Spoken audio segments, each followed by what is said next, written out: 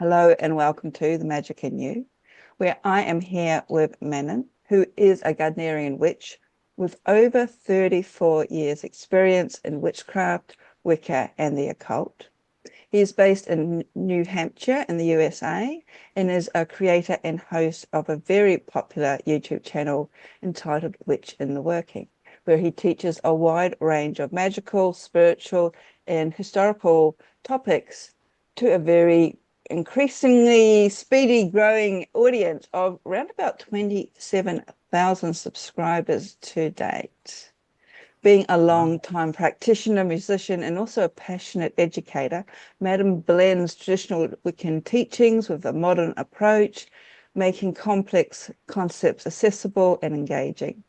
His work includes spell casting, divination services, and running a magical business with his wife, Bewitching and Bizarre, which hopefully we will talk about later. So whether you are brand new to the craft or a seasoned practitioner, Mannon brings heart, humor, and decades of knowledge to the table. So it is with great pleasure for me to say welcome, Mannon. Thank you very much for being part of The Magic in You. Hello, and thank you for having me on. More than welcome. So I'd like to sort of start off these discussions by asking you, if you're able to share a little bit of your backstory, like how you got into the craft, and because you are of the Gardnerian tradition, what was it that of this particular tradition of witchcraft appealed to you? So I got into the craft originally when I was 18 years old. So that's some years ago. So I'm 52 years old now, just to give you a reference.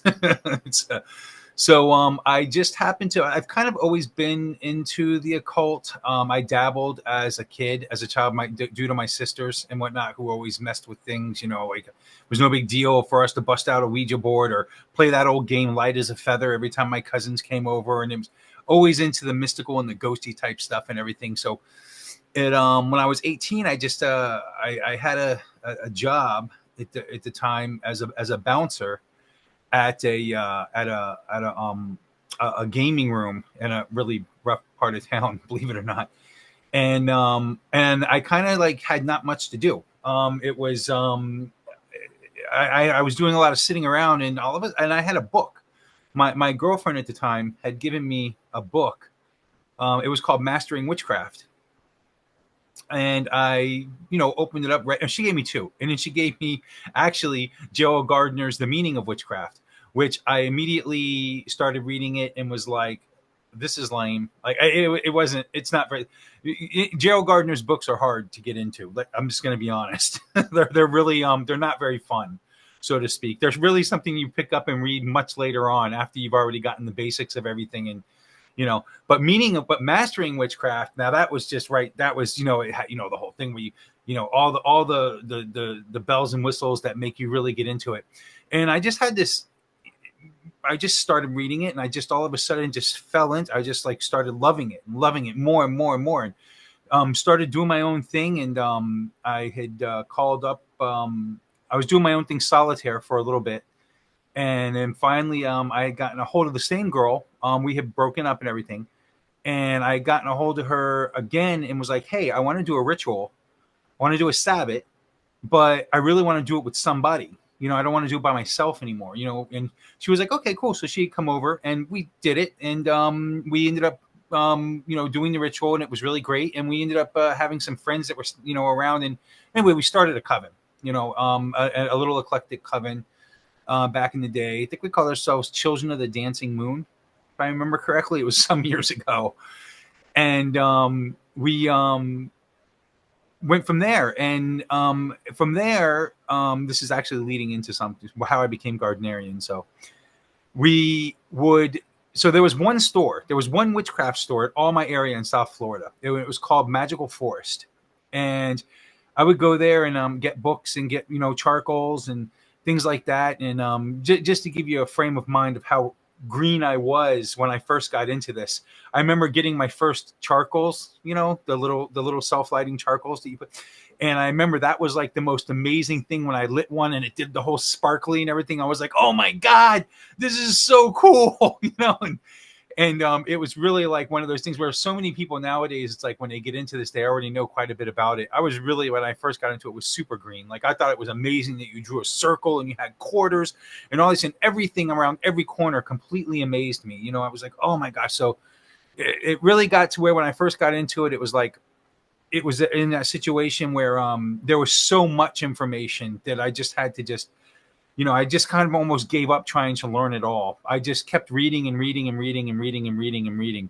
And it eventually got a couple of years down the road that as I began to realize that all these books I were getting, they started to say the same thing. And that's when I began to realize that I kind of knew at least something about Wiccan, and it gave me a lot more confidence because I began to realize, oh yeah, wait a second, oh, this is this again, oh, it's this again, and it just got to a point where I was like, wow. I mean, it's like, okay, so, but there was a store that we would go to. I would go to Magical Forest, and that person who owned it was a Gardnerian priestess, a Gardnerian high priestess who actually, Lady Kara, who actually introduced Gardnerian witchcraft to Florida. You know, brought it to Florida from New York. And she had a sign on her door, and she never told anybody though. She didn't tell people she was Gardnerian, but she did have a sign on her door that said, if you're interested in being Gardnerian, write a letter, read these books, and when you're done reading those books, write a letter. And it was literally like handwritten, you know, there was like no email stuff. I mean, there was back then, but nobody did it yet, you know. And she was like, write a letter to this, you know, and I'll get back to you. So I never had an interest in being Gardnerian because I had read about Gardnerians, and I had read about how me and my girlfriend at the time, who later became my wife, Lady Thelema. But she was like, we did not like Gardnerian, wanted nothing to do with it because we knew that they went skyclad, and you know, which is naked nude ritual. And of course, in our heads, if you're doing nude ritual, you must be having orgies and stuff like that. So we weren't interested at all. It wasn't our cup of tea. Come to find out, that's not true at all.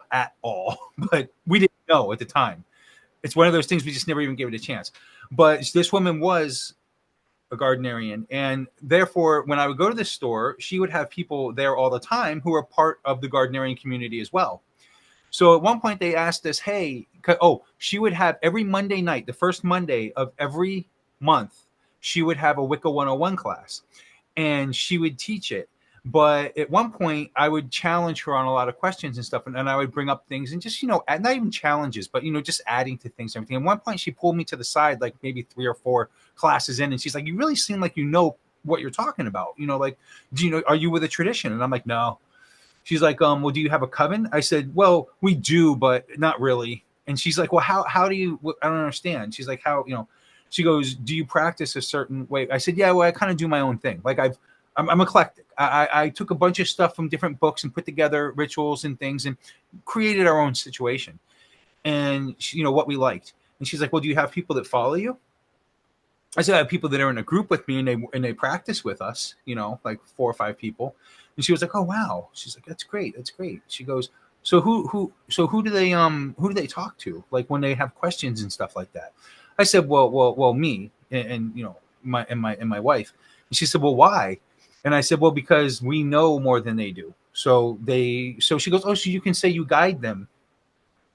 You know, and I was like, "Yeah." She goes, because I'm sorry, because I had just got done telling her we don't have a priest or a priestess in our group though, because we that's hierarchy and we don't believe in that and all this other stuff. And then in the end, she's like, "So if they go to you, then that would make you kind of like, you know, they're high priest and high priestess." And I was like, "Well, I guess, but you know, we don't really." And she's like, "Okay." And so she's like, "It sounds to me like you have your own tradition. Why don't you name it and everything?" So she kind of like, it was funny. She kind of like led us into this whole thing. And she said, "Well, here," she goes, "I want to invite you to this thing called Beltane." I'm like, "I know what Beltane is." And she's like, "I want to invite you to our Beltane." And I said, "All right, well," we didn't go. We would buy the tickets every year. For 3 years, we bought the tickets. We paid $50 to buy these tickets every year. And every year we would just buy the tickets to donate, but we never went. And then one day, one of our coveners was like, I got home from work, my wife or my girlfriend at the time, and this covener, they had my bags packed and they were like, "We are going to this Beltane." We're going to go no matter what. And I'm like, okay, fine. So we go. We drive 3.5 hours north to North Florida. We go to this thing, get there. Long story short, loved everything about it. Everybody there. The woman that I knew, who ultimately became my high priestess in Gardnerian, came by. Her name was Lady Diana. She came and she said to me on the Sunday at the end of the weekend, she goes, what did you think of this whole gathering? And there was like 300 people there. And I'm like, oh, it was amazing. It was great. Oh, it was so wonderful. The ritual was amazing. Everything was just so awesome. And she goes, really? She goes, so what did you think of the people? I said, oh, we loved everybody. There was like 3 or 4 people that we kind of like, we suspect that they're the Gardnerians. They're Gardner. And she said, oh, she goes, and who were they? And we're like, oh, well, that person right there. And she goes, why do you say that? And I said, well, because they were kind of stuck up and snide and everything. And one of them, when me and my girlfriend and my 2 friends were sitting at a picnic table, she literally came over and sat down with us, this priestess. And she was like, and she talked to us for like 10 minutes. And she goes, what coven are you guys in? What group are you with? And we're like, oh, we're not Gardnerian. And she goes, oh. And she stands up and she goes, well, you'll come around. And then she walked away. So that was one of the people, and she's definitely Gardnerian. And she goes, oh yeah, that's she goes, that's Diamanda. Yeah, we know her. She was like, okay. She goes, well, yeah, she could be a little, fighty and on edge. I'm like, yeah. She goes, well, can I tell you something? I said, sure. She goes, there's almost 300 people here. You 4 are the only ones who are not Gardnerian. And we're like, oh my God. Oh, so then we learned everybody, So we literally, on the way back home, we talked about it. And that Tuesday, I was in Lady Kara's store saying, hey, we want to be Gardnerian. We want to try it out. We want to give it a shot. And she goes, well, you can't try it out, but you can join a coven. And I'm like, okay. So we just did it and just... And in our heads, we were going to go. So we had learned that you do what's called outer court for a year and a day. It's not like you go into Gardnerian and you just are initiated and you have to be naked. You work with a coven for a year and a day. It used to be that way in Europe. You would be initiated. Your initiation day was your day. You were going skyclad that day. But when Raymond Buckland brought Gardnerian to America, he basically told Gardner, this ain't going to work here. He's like in America, people are a lot more prude, a lot more, we gotta ease them into it, which is true. Think about it. Like on TV and stuff in Europe, and everything, they would show like breasts and stuff. It was no big deal. Like you could show a woman in, or a man half. Here in America, that was a no-go. Like you couldn't just have a half naked person on TV. That was like, So anyway, they did what's called outer court. So you do this thing for a year and a day where you just train and you kind of like learn things and you learn, different paths and different work with the elements and stuff like that until a year and a day goes by. And really what that year and a day is for is 1, to get you used to the people you're going to be working with. 2, to make sure your priest and priestess aren't a nutcase and that you really like them. And 3, it gives your priest and priestess a chance to know if you're a nutcase, or which unfortunately happens quite a bit in this in this world. So so we basically worked for a year and a day, and ultimately got initiated. And our thing was we were like, okay, here's what we're gonna do. We're gonna work all the way up until our initiation. And once it's time for initiation, we're going to quit. But in the meantime, we can learn everything we can all the way up until that point. At least we'll go home and we learn something. 6 months in, we had already decided we're not backing out. We're staying the whole, and then that's what happened. And I was initiated and then just continued on from there. Then it was elevated to 2nd and 3rd degree and ultimately started our own Gardnerian coven and just ran covens. And, that was that. And put off quite a few other 3rd degrees, which ultimately makes, when you've done that, you and your priestess becomes, after they put off a couple of covens, and they've put off a couple of covens, you become a witch queen. The male becomes a magus. And it just, it just goes through all titles with that, and $1 gets you on the bus, But, it's, but yeah, it was a lot of fun. We and I ran covens all the way up until I left Florida. I had a coven And I put them. I had 3 people that were ready to be third degree. I thirded them, and off to New Hampshire I went, up here to the Great North. And you had asked why did I come up here from Florida? Mm. That's because it was a lot had happened, a lot had gone through. I ended up with another. We got a divorce and and ended up with another person. Was that's when I started. So when I got the divorce is when I actually started my witch in the working channel. You know, it was in the midst of all that, and it also happened right around the midst of COVID happening too. So I just I was in a band at the time called Witch's Mark, and that was a rock band, a metal band. We had 3 albums out. They start off as rock, and then the second album gets a little bit heavier, and the third album's a little bit heavier. And we ended up shooting a video, and these people had come over to shoot the video professionally. And the video's "Children of the Night" is the video I'm talking about. And I loved like watching these people, how they coordinated and everything with shooting the video. And I was kind of into photography a little bit like years ago, but I never really got big time into it.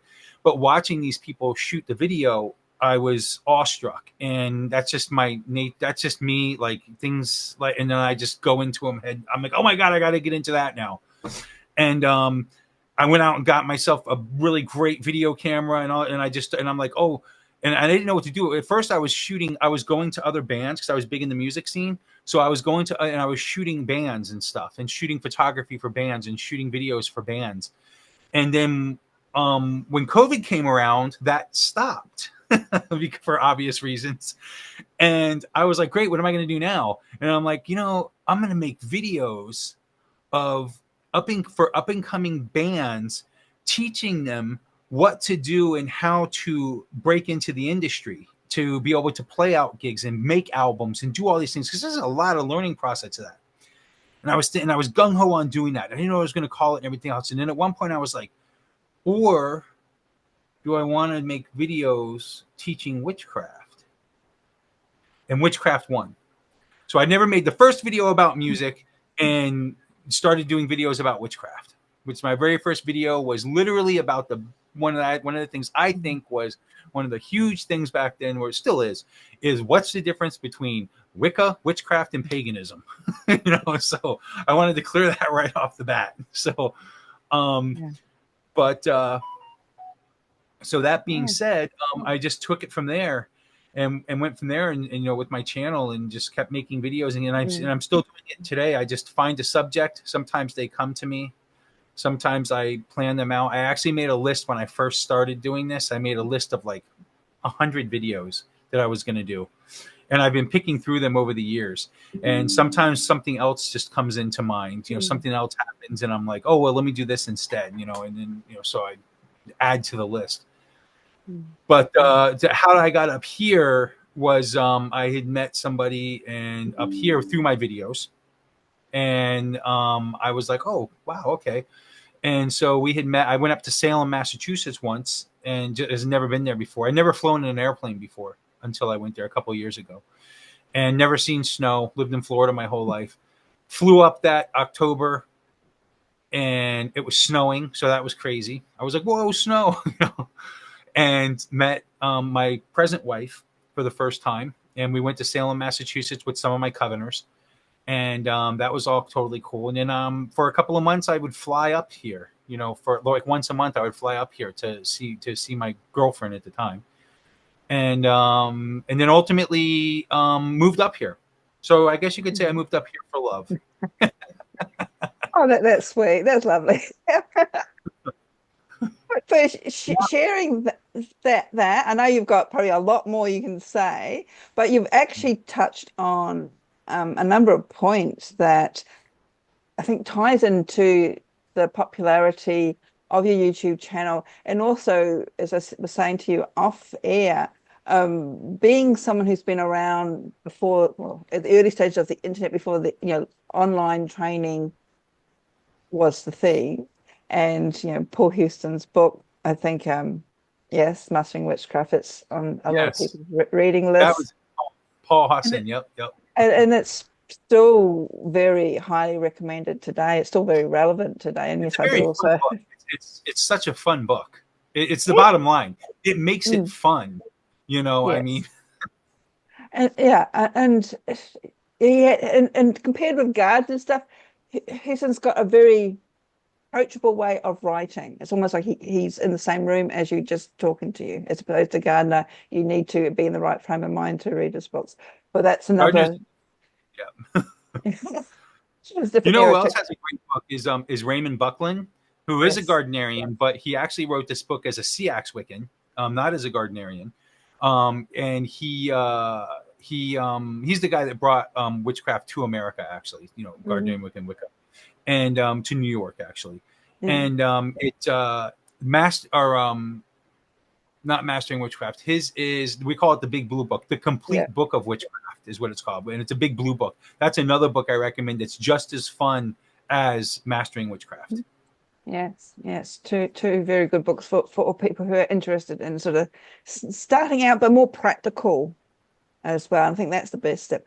What I would like to sort of mention to you, because you are one of these, can I say, an old timer that's managed to merge into the new versions of witchcraft. Everything's online. Some of us don't quite have, or haven't quite transitioned as effortlessly as you have.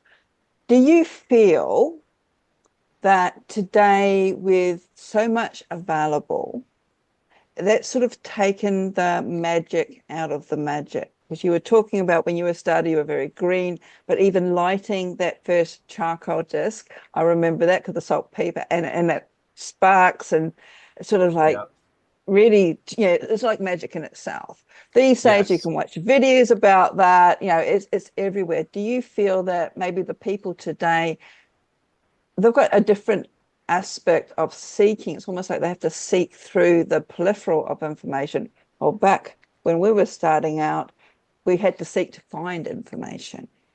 What's Yeah. the pros and Yep. cons? I think that so witchcraft, Wicca, witchcraft debates about that as well. It's I think that back when I first got into it, it was a totally different world. It's not that I think, I know it was. It was a completely different world back then. Back then, it was, you were getting into something that wasn't as popular as it is today. It didn't have 1,000 books on the bookshelf like it does today. You walk into a Barnes and Nobles now, and there's just whatever, it's all over the place, and it's just author after author after author. And the reality is they're spitting out the same old stuff. They're spitting out the same old stuff. That's one of the reasons I have not written a book. Many people ask me, why don't you write a book? Why don't you write a book? You have to, like, they feel like unless you write a book, you're not valid. I don't know. It's just, but that's one of the reasons I haven't written a book, because right now my book would be the same old, just like everybody else, and I refuse to do it. I refuse to do it. So I have but back then things were very much different. Things were much more magical. Not that things were more magical because the atmosphere was more magical. It was more like because you didn't have all of because you were seeking, because you were wondering what's next. What do I do? Am I learning enough? Am I doing this right? How is this happening? Go and as things would unfold and you got to experience them, it was just extremely magical. Like I remember going out to a lake with my friend called Lost Lake back in Florida, and we would go out there on a full moon, and we didn't know what to do. We would just go out there. We knew that it was about. We knew we were into witchcraft. We knew we were into this Wicca, and we would just go out there when in the middle of the week when nobody else was there, and whenever the full moon hit, and we would go out there and we would just sit and stare at the moon and just yearn for magic and just yearn for something. We didn't know what to do. We literally said, well, what do they do in the books? What do they do in the books? Well, let's pray to the goddess, I guess, but it just made everything like so like magical. It's like now it's crazy, because then it was a moment of like confusion. And then it was like a moment of like, well, exactly, like, what do we do? Like, what decades later, I look back at those moments, and they were absolutely some of the most magical, that happened in my life. Those moments of just sitting there, not knowing what to do, just being just sitting in the moon's energy, and in silence, and just taking it in. Those are the moments that I think back on and go, and literally sometimes say to myself, how do I go back to that? How do I experience that again? Because now that I know everything I know, and I'm so experienced in what I do now, how do I get back to that basic? Because that's when I felt the most magical. Is then. It's kind of weird. People would think the opposite. They think, oh well, you must feel, but there's something about that innocence and that not knowing, and that moment of being new to everything, that is just amazing. And I really feel like I was making a very, very, very strong connection with deity at that moment, in those moments too. I remember going to the beach when I was first getting into this. I remember once going to the ocean and just sitting in the sand under a full moon with the ocean by myself. And I just closed my eyes and I didn't know what to do. I just closed my eyes and felt. I literally just would sit there and feel. And that was so amazing. Those are such amazing times. You break into getting now in the future, move forward a few decades, and you have everybody doing this. It starts growing. Everybody and their grandmother is doing it, and all the kids, especially kids, big time. I remember my niece coming up to me, oh, Uncle Billy, Uncle Billy, you're a witch. I know you're a witch and everything, and teach me, and and she's telling me about the kids in school and all this other stuff, and I think nowadays with social media, which we didn't have it when I was coming up in that. We didn't have social media in that sense. We had AOL, where you had chat rooms in AOL, but that was about it. And I remember once getting into an argument with a Silver Raven Wolf, believe it or not. Back in the day, she was on an AOL chat room as an author. She only had a couple of books out at the time. This is years and years ago. And I remember getting to an argument about something. I don't even remember what it was about. Something that had something to do with Celtic. I remember that being Celtic or something. But in the end, we have social media and everything nowadays, and I feel like I'll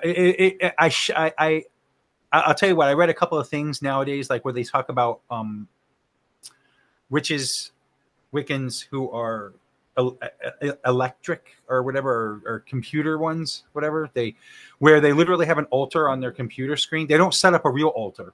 They have an altar on their computer screen. Nope. Nope. I just don't. Am I rolling? I'm going, I don't understand. And I'm thinking, oh, I'm glad I'm not the only one. Yeah, no, I'm like, no, man, make a real altar. Get a piece of wood, get an altar, man. It's a lot different than putting one on your computer screen. Oh, but my computer has the incense smoke and everything going up. No, you can't smell the incense from your computer. It's what you were saying earlier about the innocence and the being in awe of the full moon, not knowing what to do. But that's the part, as you said, the connection. And I think today, too, and this is just my opinion, and I get in trouble with my opinion because I'm old. We as in magical people today on social media, we're told we have to have a practice. We have to do things all the time. And people set out like a requirement.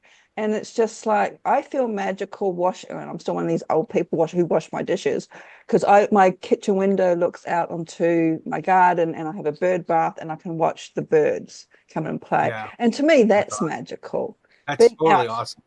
Under the moon and watching the moon shadow coming across the water is magical. And as you said, that however we perceive deity or the divine or the other or Mother Earth, To me, that's the essence of witchcraft. And Yeah. you can't get that, as you said, having something on your computer screen. I don't know. Yeah. I don't understand. If it works for them, good for them, but I feel they're missing out on I something. mean, the whole one part of the basics of Wicca and Wicca and witchcraft is getting out into nature, not bringing up a forest on your computer. But I'm sure that's an extreme minority. I'm sure I believe most of the youth today, most of the people just getting into this, they I can say the pros of everything is that you do have channels like mine, and you do have other people who are teaching this where, oh my gosh, you can just have a plethora of information, and you can watch videos and you can learn about things, and you have Wikipedia.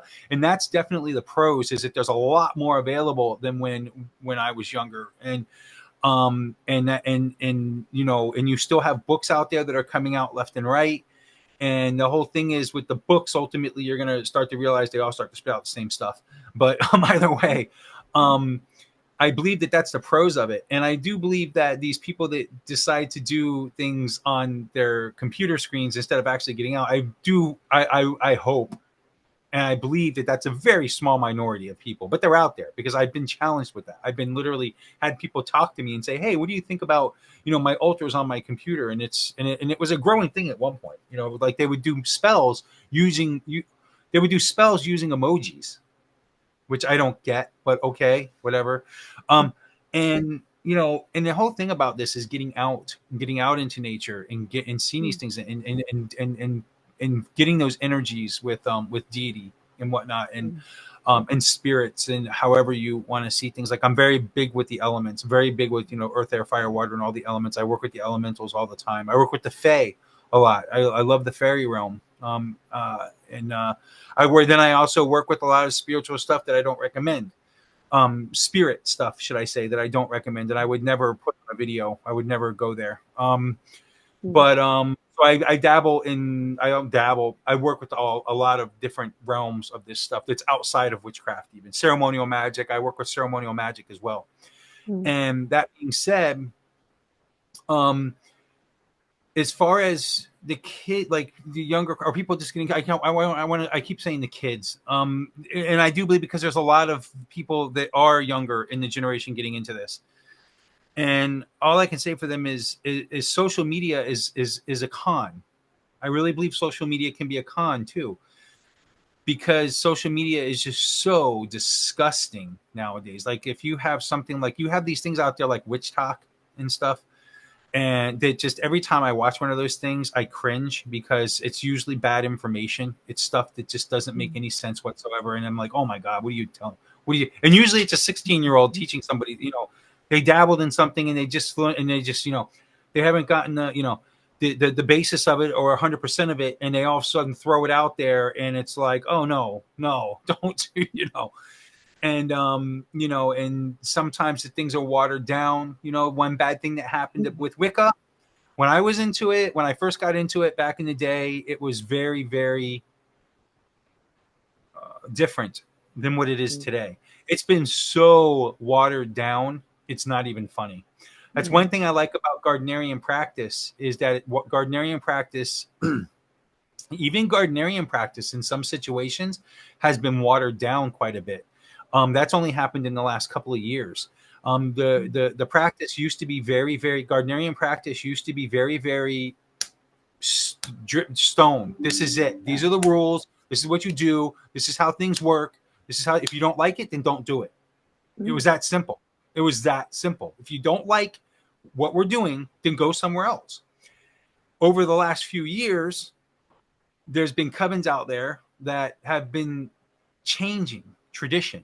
They've been stopping tradition. They've been, as far as I'm concerned, they killed part of the tradition by doing certain things that I'm just completely against. It shouldn't be part of the craft. It shouldn't be part of my Gardnerian witchcraft. And they changed the tradition. So now it's almost like there was a split in Gardnerian tradition, but where there's like these people who are traditionalists, and then there's these people who decided to, oh no, everybody can do whatever they want, and that's just not true.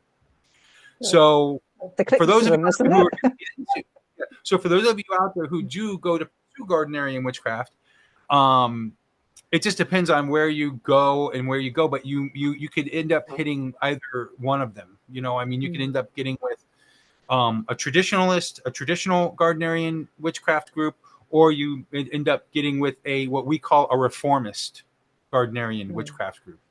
And the reformist group, they'll let you know right away.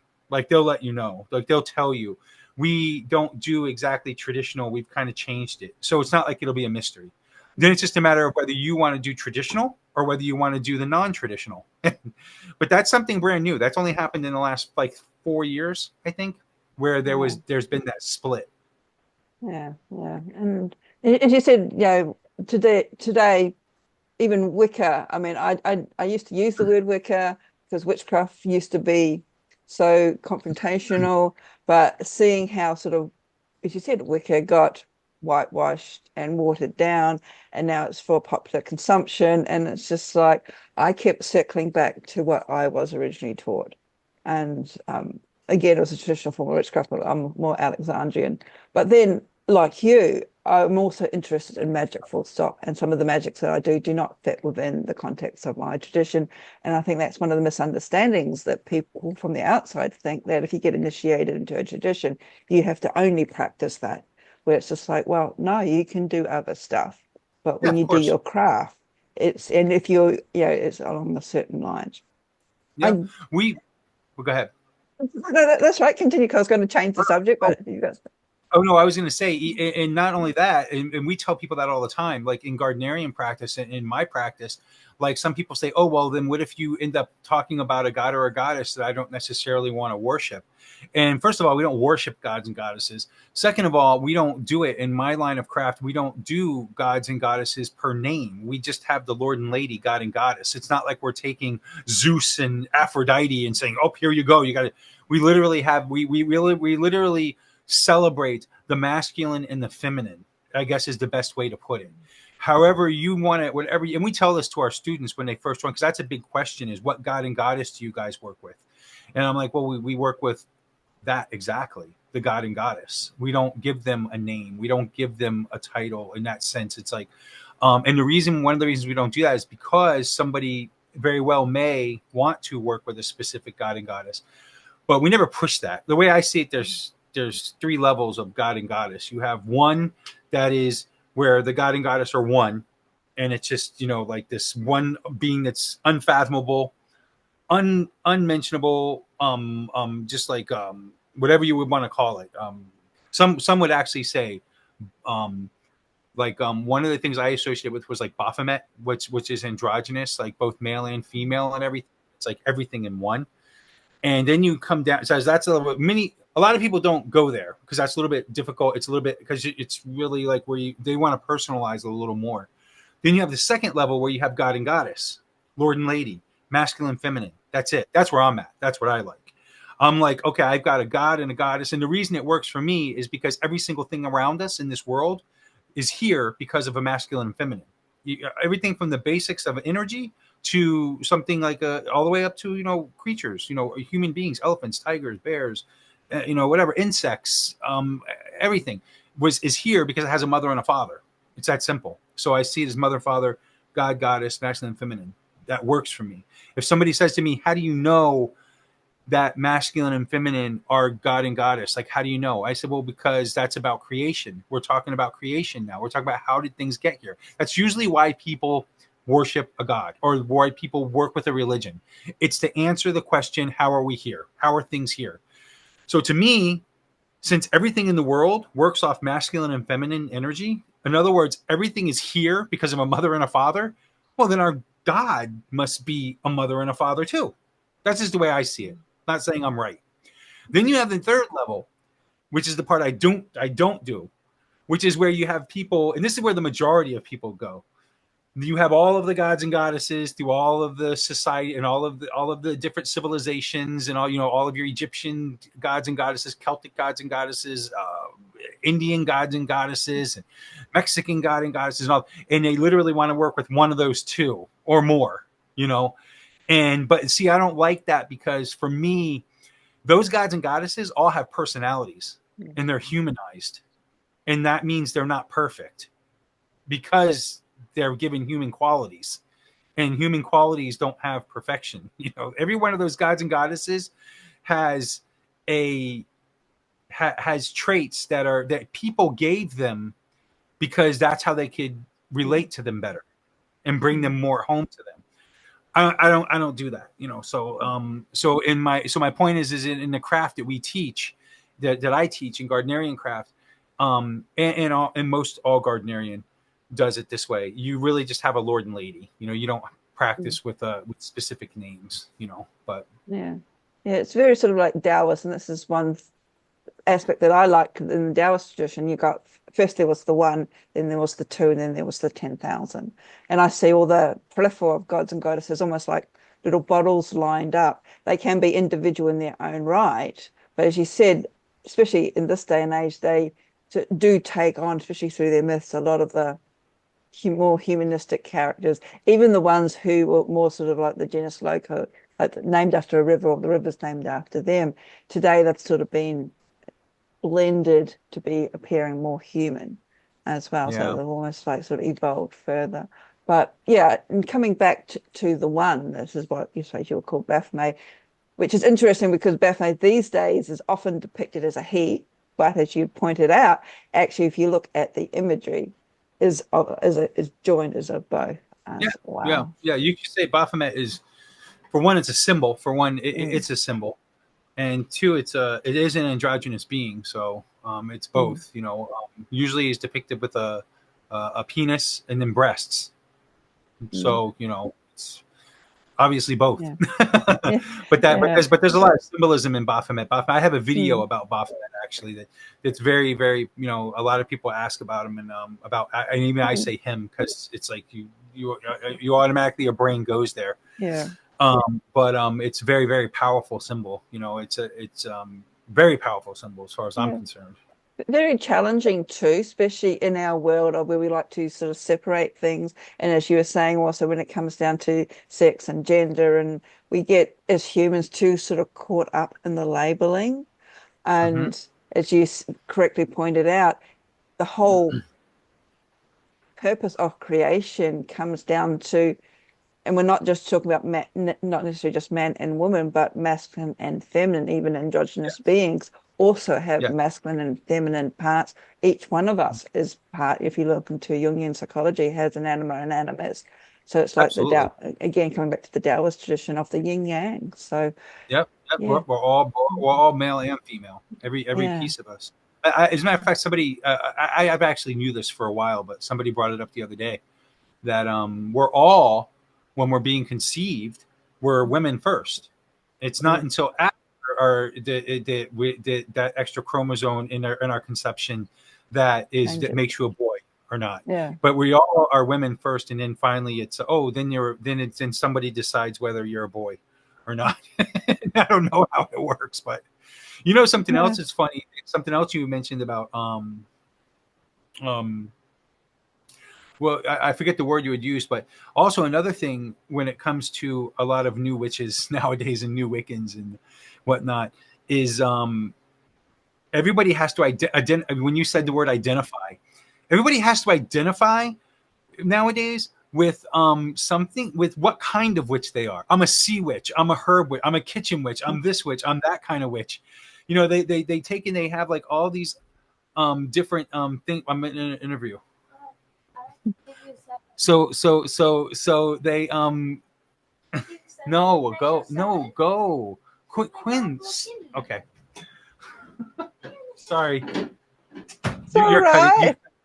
You're just recording anyway, right? Yeah, it's recording. Okay. This is life taking over. Oh no, I know, right? So that's my daughter. My daughter, she's just like loves interrupting. So that being said, I feel like she's like 3. She's 17 years old, for God's sakes. So it was a good time reminder. We are sort of like coming towards the end of our time anyway, Mannon. I just want to ask one little question, and this is largely because here in Australia, we do things upside down, back to front. Yes. And you work, saying right at the beginning, you work with the elements. So You would have noticed from moving from Florida, which my knowledge of the US isn't the great, but Florida's down the bottom. It's sort of more tropical, close to the equator, to New Absolutely. Hampshire, which is right up the top, closer to Canada. You said seeing snow for the first time. How did you cope with your craft? Did it make the seasons be more sort of in your face, the elements sort of more present? How or didn't that affect your craft? No, it's a great. It absolutely affected it in two different ways. One, when I was in Florida, it's a lot more active in Florida, the witchcraft community. There was something I was doing every week. Every Thursday, I was at a witchcraft meeting at Cups Universalist Unitarian Church and whatnot. I was on the weekends. I was working with a coven, working with my coven, working with other people's covens. I was actually what they call a rent-a-priest quite a bit, where there would be like a lot of Gardnerian covens that didn't have a priest at the time. It seems like women are much more drawn to this than men are. So I would have to go in and be the priest for different priestesses. They would ask, so I was always active, extremely active is my point. So coming up here, I said to myself, oh man, when I move up there, everybody hated me for it in Florida. They were like, don't leave. And I'm like, I know. And so I came up here and I was thinking the community, as large as it is in Florida, is going to be even more amazing up there because of Salem, Massachusetts. And there's just it's New England, for God's sakes. The witchcraft community must be amazing. Total opposite. It is, there are a bunch of amazing people up here and there are a bunch of amazing witches and whatnot, but they don't practice with other people. They're mostly solitaire. I've even gone to events and everything, and I've asked the question because I thought maybe it was me. And I was like, hey, what's going on with the community up here? They're like, oh, yeah, very closed off, very closed off. It's like, and so I have not been able to practice with the community since I've been here. Anytime I don't do circles here. I do circles when I go home to Florida and I happen to meet some, get with my coven and whatnot, and I'll circle again. But I do practice magic up here and stuff like that quite a bit. Not a whole lot. I only do spells. I'm not one of these people who does spells and stuff like every day or every week. I don't need to. I do a spell like maybe 2 or 3 times a year. And as far as I'm concerned, that's great because that means life's going pretty good, you know. And we'll do ritual from time to time. I'll do ritual from time to time, but it's more of a personal thing. It's not like I go cast a whole circle and everything else. I literally, like for Mabon or for the autumnal equinox or like spring equinox that just passed by. I'll go out to the woods and I'll do my own little thing. I have a little spot, Mannon's Creek, that you can see in some of my videos, like Mannon's Creek, where I go out to the woods and there's this little creek that runs through and I just love it. That's one. Two, as far as people coming up here, the experiencing the seasons and whatnot absolutely made a difference. I mean, because in Florida you don't have winter. In Florida you have summer, and you have not you in Florida you have hot and you have not so hot. In Florida, it's summertime because you're mowing your lawn once a week, and it's not summertime anymore because you start mowing your lawn once every 3 weeks. Because it doesn't, and that would be the winter time. Mabon, the autumnal equinox, I call it Mabon. A lot of people hate that, but that's just what I call it. The autumnal equinox is my favorite. Well, it used to be my extremely favorite holiday back in Florida because I knew that was meant that it wasn't going to be as hot anymore. And it was going to start to cool off a little bit. And that was just like, and plus all the holidays come in. You have where Thanksgiving and family get together, and Christmas, and I love presents, and my birthday because I love presents, and um, and, and you have Valentine's Day coming up, and you have all these great, and New Year's Eve, and you have all these amazing holidays that happen between the autumnal equinox and the spring equinox. It's like between the spring equinox and the autumnal equinox, you have like Easter, 4th of July. That's it. That's like, it's like, you have Halloween. I love Halloween. That's in the darker part of the year. In other words, all the great holidays are in the darker half of the year. Let's be real. Yeah. Well, here we sort of have 2 Halloweens or Samhains because our Samhain is coming up at the end of April. Yet everybody sort of our culture's become very Americanized, and everybody likes the American Halloween at the end of October, which is Beltane over here. But there is this, oh yes. instead of people dancing around maypoles, we've got people running around dressing up as witches and trick-or-treating. And I just sit there and yeah, I get grumpy. It's the time of the year. It's okay. I can get grumpy a lot. We are running. Sorry. Oh no, I was going to say I had people ask me all the time. Some viewers, they'll come on from Australia and say, "Well, we're from Australia and it's different here." Because especially when I talk about something, because every time I do my videos, I'm catering to the northern hemisphere, so it's But we we have a lot of differences here, and it can be a struggle, as I mentioned earlier. But we are actually running out of time, so I just want to sort of like I did have some other questions for you, but maybe another time. I rambled. It's all about you and your magical journey. It's been fascinating and fantastic. And also, a lot of it is on your YouTube channel, which is Witch in the Working. So there'll be the link below.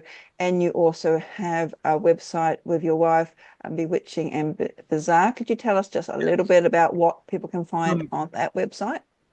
So Bewitching and Bizarre, we just literally put together like I had people asking me on my channel all the time, can you do a spell for me? Can you do this for me? Can you do a reading for me? Can you do these things? I say, oh, can you help me out with this? Can you help me out with that? In the end, I'm like, and I would always say no, because I don't, I just no, I'll tell you what to do and how to do it, but no, I don't want to do it, So finally, one day I was like, you know what? Maybe I'll just do it. Like, why not? Like, okay, if you really want me to, because there's some people out there that just don't want to do magic. So your average witch, like myself and whatnot, will say, no, do it yourself. Do it yourself. It's going to be most powerful if you do. And then and here's what I learned though. Those people just won't do anything. They'll be like, okay, if you want to help me, then it's not going to do anything, So I was like, you know what? Why not do it that way? Maybe that's the way they need to help. I'll make it for them. I'll do the spell for them. And I also saw a lady on YouTube that did it. She does spells for people and she does them live, like on camera, and she helps people out by doing it for them. And then they come back and she checks in a week later and the person comes back on and she tells them how their spell's doing and everything else. And she actually does the spell for them. My idea was to make the spell and send it to them. Like if I do candle magic or something, make it, send it to them. And so that's what it's all about. So Bewitching and Bizarre is a thing where we get on, you can go there. We do spell candles, poppets. If you go to the site, you can see all the different things we do. I do tarot readings where I started doing it like where people will call in. I can give them a tarot reading, which lately I've changed it to where if somebody comes in, I'll actually get on with, like I'm on with you right now, and do the tarot reading like this instead. I just had a hard time figuring out how to do it because I didn't know how. It was easy to call me on the telephone. That happens all the time. But doing like what we're doing right now with a Zoom meeting, I just had to figure out how to do it that way. And I did recently. So if anybody wants a reading, they just go to bewitchingandbizarre@gmail.com. If you go to the website, you can see what we do, what we offer, and how much it costs. And of course, we send it to you, or we give you the option if you wanted us to do it for you, like live on, on air, or like we are. And that's it, really. Yeah. And also you've got a lot more information about that. You've watched videos of your store and what you actually do also on your YouTube channel as well. Yes. So, man, it's been absolutely a delight to be chatting with you today. And thank you very much for sort of your life story and everything else you have shared with us. And for everybody who's watching this, do check out Mannun's Witch in the Working, and all the links will be below the video. So thank you once again for sharing about the magic in you. Awesome. Thank you so much.